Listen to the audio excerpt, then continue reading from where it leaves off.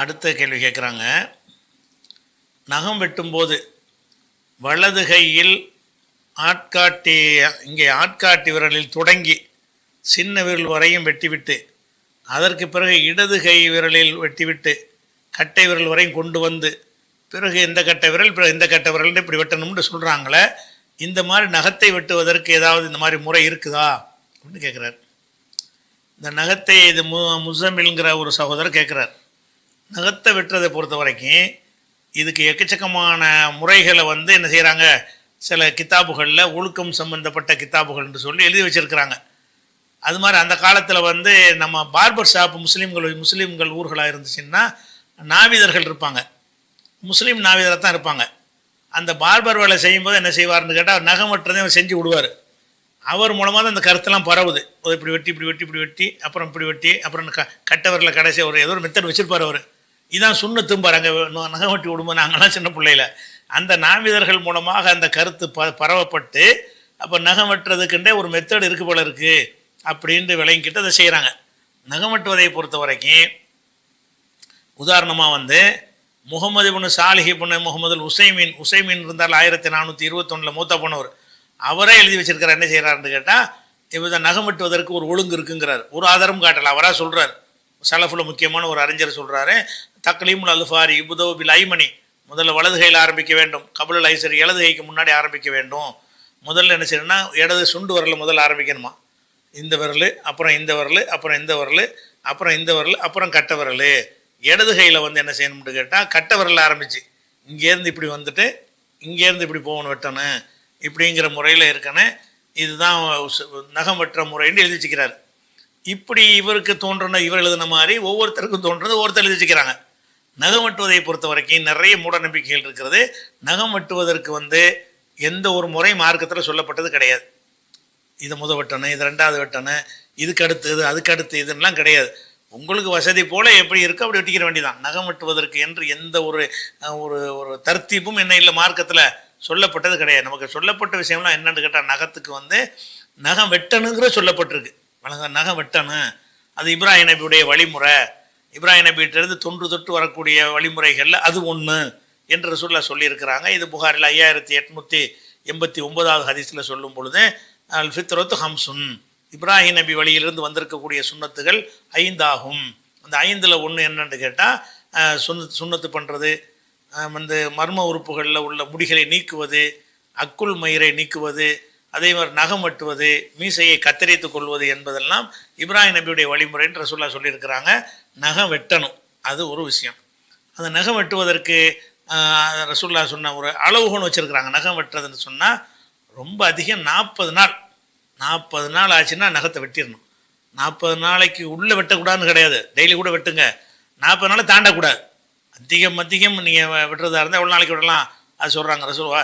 அதாவது உக்கைத்தில் நான் கசி ஷாரிபி, மீசையை கத்தரிப்பதற்கும் தக்லீமில் அலுஃபாரி, நகங்களை வெட்டுவதற்கும் நத்ஃபில் இபுத்தி, அக்குள் முடியை நீக்குவதற்கும் ஹல்கில் ஆனத்தி, மர்மஸ்தானத்து முடிகளை நீக்குவதற்கும் ரசூல் ஸல்லல்லாஹு அலைஹி வஸல்லம் அவர்கள் காலக்கெடு நிர்ணயித்தார்கள்.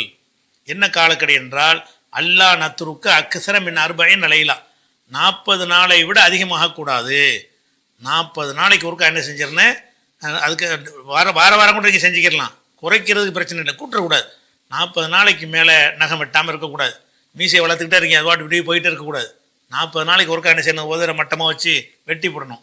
அதே மாதிரி அக்குள் முடி, அதே மாதிரி மர்மஸ்தானத்து முடியெல்லாம் 40 நாள் என்ன செய்யணும், சர்வ் பண்ணிடணும். அதுக்கு 40 நாளை தாண்டக்கூடாது என்று ரசூலுல்லாஹ் நினைஞ்சாங்க. ஒரு எல்லை வகுத்தார்கள் என்கிற ஒரு ஹதீஸ் முஸ்லீமில் இருக்குது.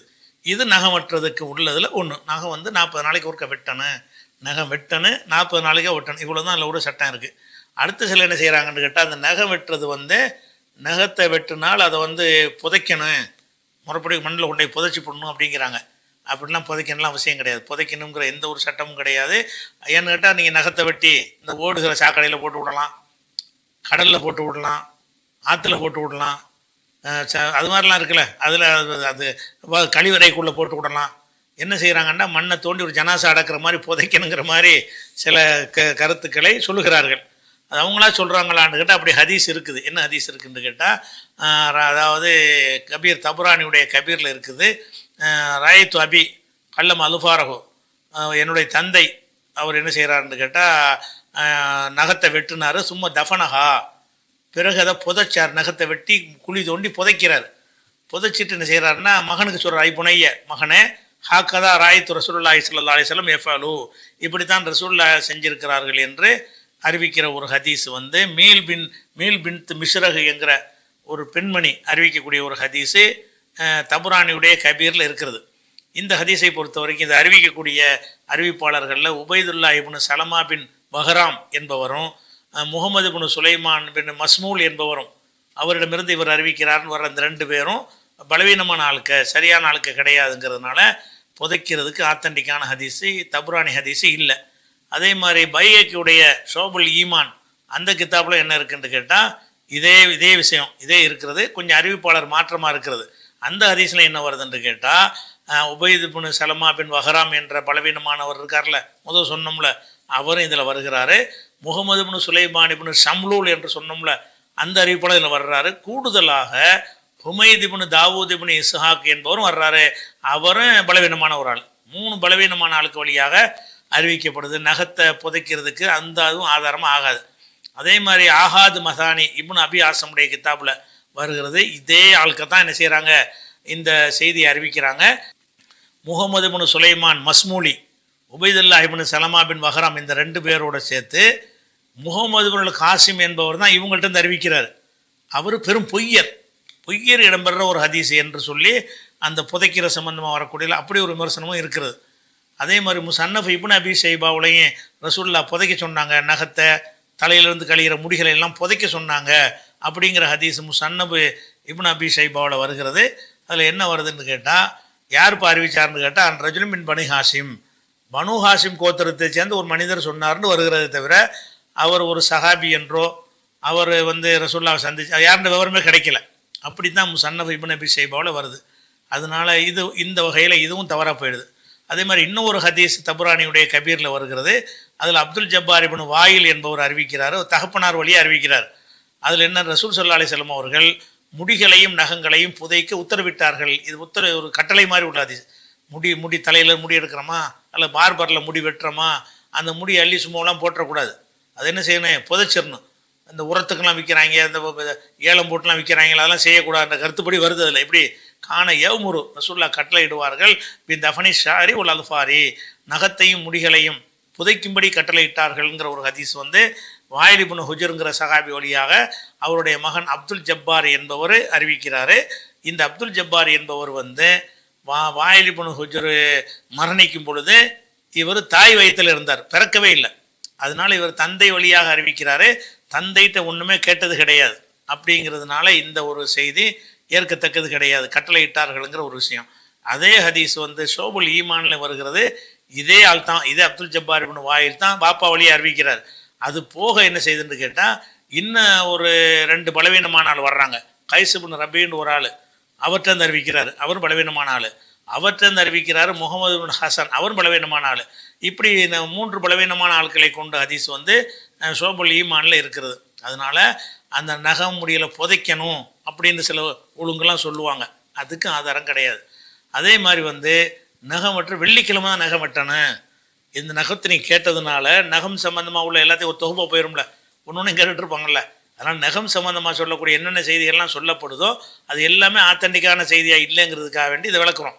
வெள்ளிக்கிழமை நகம் வெட்ட வேண்டும் என்று சொல்லி ஒரு ஹதீஸ் வந்து எப்படி இருக்குன்னு கேட்டால், அண்ணன் நபி ஸல்லல்லாஹு அலைஹி வஸல்லம் கான யுகல்லிம் அல்ஃபாரஹு, நபி அவர்கள் தமது நகங்களை வெட்டுவார்கள். ஒயகுசு ஷாரிபஹு, மீசையை கத்தரிப்பார்கள். யௌமுல் ஜும்மாத்தி, வெள்ளிக்கிழமை என்று. கபுலாய குருஜல சலாத்தி, ஜும்மா தொலைக்கு போகிறதுக்கு முன்னாடி, ஜும்மாவுக்கு போகிறதுக்கு நகத்தை வெட்டி மீசையை கத்தரிச்சுட்டு தான் ஜும்மா தொலைக்கே போவாங்க அப்படிங்கிற ஒரு ஹதீஸ் எங்கே இருக்குதுன்னு கேட்டால் பஸாருங்கிற ஒரு நூலில் இருக்கிறது. இந்த பஸார் நூல்லையே பஸாரை என்ன சொல்கிறாருன்னு கேட்டால், இந்த செய்தி வந்து அதாவது இது இப்ராஹிம் இப்னு குதாமா என்பவர் வழியாக இந்த செய்தி அறிவிக்கப்படுகிறது. அப்படி அந்த அறிவிப்பாளர் வழியாகத்தான் பஸாரில் பதிவு செஞ்சு இருக்குது. அந்த ஹதீஸை பதிவு செஞ்சுட்டு பஸார் என்ன செய்கிறாருன்னு கேட்டால், இப்ராஹிம் இப்னு குதாமா என்பவர் வந்து சரியான ஆள் கிடையாது. ஒய்தா தஃபர்ரத பி ஹதீஸின், ஒரு ஹதீஸை அவர் தனியாக அறிவித்தாரையானால் ஃபலைஸ பி ஹுஜ்ஜத்தின், அவர் ஆதாரமாக வரமாட்டார், அதை ஏற்றுக்கிற கூடாது.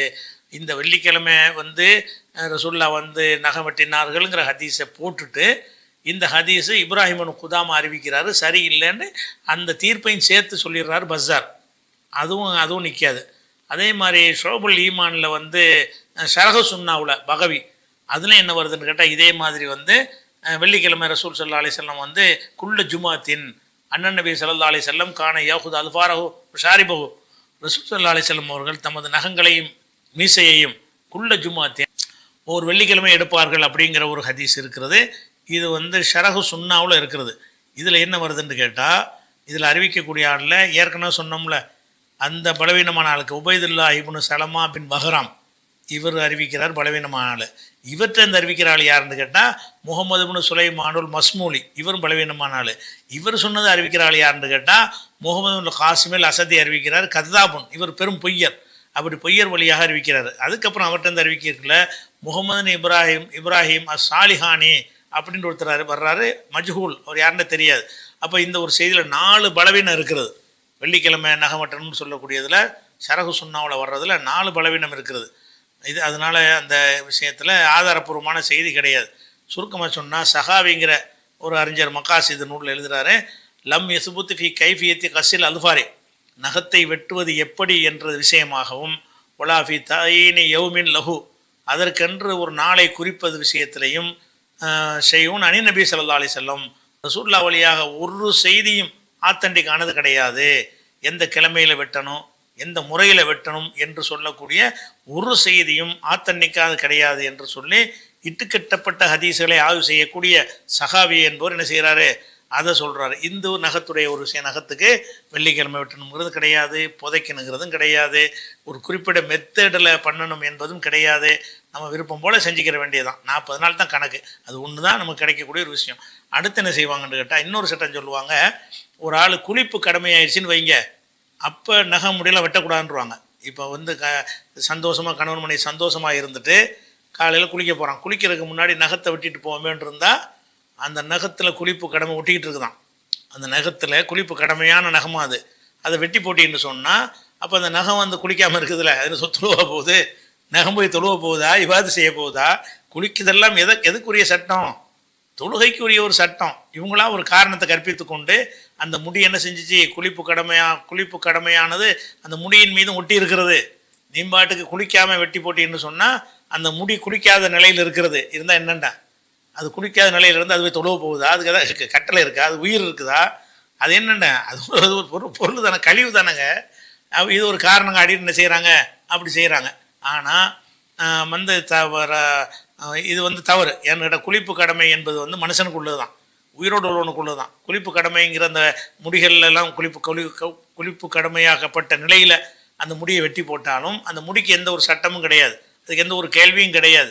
அந்த முடியை எழுப்பி எல்லாம் நீ ஏன் குளிக்கவில்லைன்னு கேட்க போகிறதும் கிடையாது, மனுஷனுக்கு தான் கேள்வி. அதனால் இவங்களாம் வந்து ஊகமாக அந்த சட்டத்தை சொல்கிறாங்க. அதே நேரத்தில் ரசூல்லா என்ன செய்கிறாங்கன்னு கேட்டால் அவங்களுடைய மனைவி ஆயிஷா நாய் வந்து ஹஜ்ஜிக்கு போயிருக்கும்போது மாதவிடாய் ஏற்பட்டுருச்சு.